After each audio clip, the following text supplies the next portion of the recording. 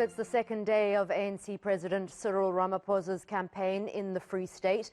Ramaphosa has a packed schedule in Mangaung, including going door-to-door in 5 community meetings. The province has been the seat of some high-profile corruption cases. Its former premier and now suspended ANC Secretary-General Ace Makashule is among those charged. And so, is Ramaphosa's popularity in the Free State enough to help renew the image of the ruling party? Well, our reporter Pule Letshwiti-Jones is tracking the ANC's local election campaign there. Pule, how did yesterday go, and how big has security been surrounding Ramaphosa in light of last week's so-called hostage situation with the vets? Well, you know, Annika, the security has been extremely tight. In fact, I'm trying to speak to some of these high-profile political figures, such as NEC member Lindiwe Zulu, and of course, ANC head of elections, Fikile Mbalula, has been a mission. We've had to go through numerous protocols just to get the interview with them. But what we know is that yesterday, the ANC was, of course, in Municipal municipality. And that's, of course, the municipality being run by the ANC. But in terms of the recent by-elections that... Pule, sorry, can I ask you a favor? I wouldn't normally do this, but I don't want to miss out on what you're saying. The music's drowning your voice out. Can you move, while we're on camera now is fine, just a little bit away from that speaker? All right. Just don't worry. You can just move while we move while you chat to us.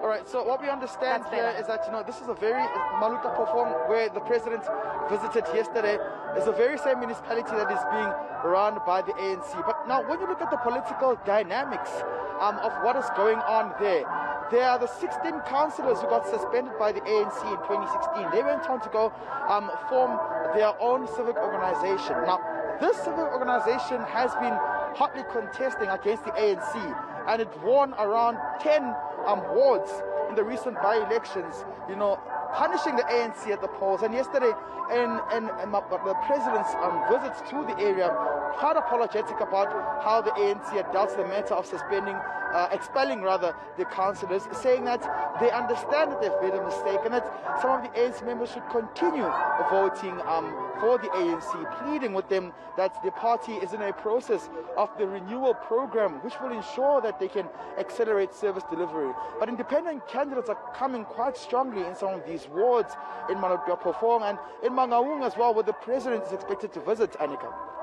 Pule, what time is the president expected, and what is his first port of call? Well, what we understand is that he's expected to be here around 10 o'clock.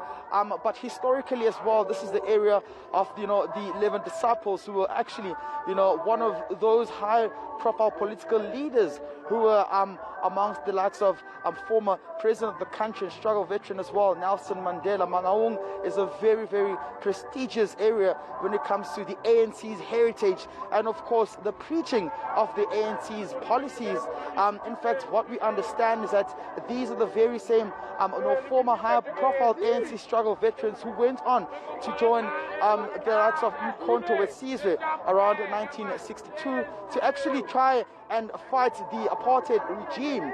So historically, in this area, the ANC holds such a very strong heritage, and numbers don't lie. And this ward, specifically where we're in right now, we do know that the ANC has a very strong political dominance, followed by the DA. And of course, what we understand, we've seen some of those who are very close allies to the suspended Secretary General Ace Makashule making their way here. But they've obviously done away with the fact that the suspended Secretary General will not be campaigning in Mangaung today. This because he made pronouncements in eNCA'S just a few days ago, saying that despite being suspended and being an ANC card-carrying member, he would continue bringing those numbers in and, of course, encouraging some of those ANC members to vote for the party. He's expected to appear before court tomorrow with his corruption and trial case.